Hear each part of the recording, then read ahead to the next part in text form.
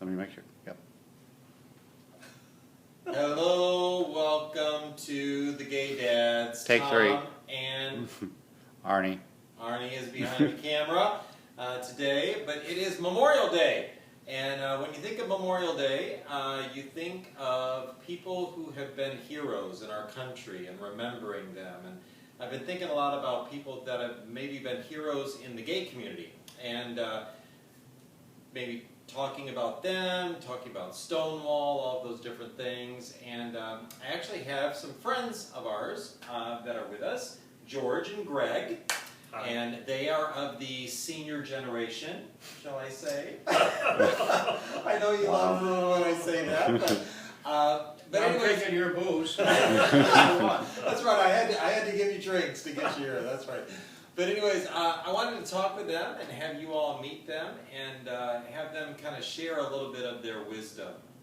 So tell us a little bit about you guys. How long have you been together? 23 years. Okay. Married 5 years. Okay. Good. And what did you do for a living?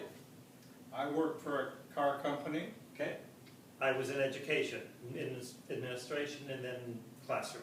Okay, great. Both of you came out later in life. Yep. Right? Both of you were married prior to that, then got divorced, then came out. Yep.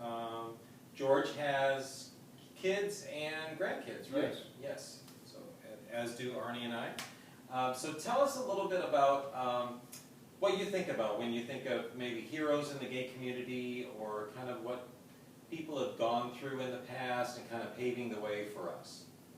When I think of heroes in the gay community, I think about all those people who lived life prior to me, but could never be out in the open with their partner or their lover or whatever that terminology was at that particular time, who wound up living in separate homes because they couldn't live together, who couldn't be, who had to maybe work at different jobs. Just, everybody who paved the way so that when I came along, there were some barriers and obstacles that I didn't have to overcome. And I think that's really important. I don't think that we give those folk enough credit because it is so very different now. Yep. Yeah, we have friends who've been together 40, 50 years. And I can look back at I graduated from college 55 years ago, and there was no support system. There were a few gay bars in the worst part of town that you risk getting arrested in just by walking in the door. Absolutely nothing. And to think that these people built a life with each other in spite of all those obstacles, those are the real heroes. Yeah. And you also have to think about the fact that that's the day-to-day living, but when a crisis came along, such a medical emergency or something like that, then think about the fact. No visitation. No visitations, no ability to say, apply this medicine or do whatever. So yeah, it's...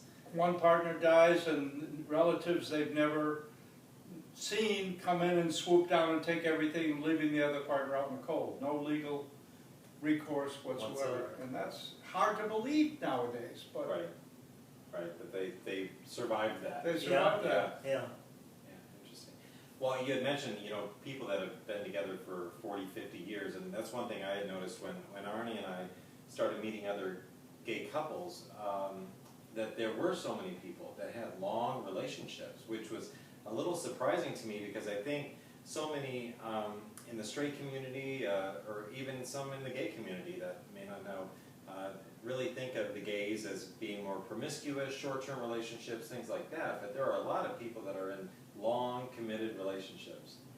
And I think that's important to let people know that. So tell us a little bit about what makes you guys happy and why you have such a great relationship. Give us some advice. We've got some young viewers, possibly, that are just starting out relationships or starting out a marriage, and so... We try hard not to go to bed mad. Okay. And to resolve whatever it is, not let it fester. Good advice. And we have a lot of sudden winter thunderstorm, but they blow over. Yeah.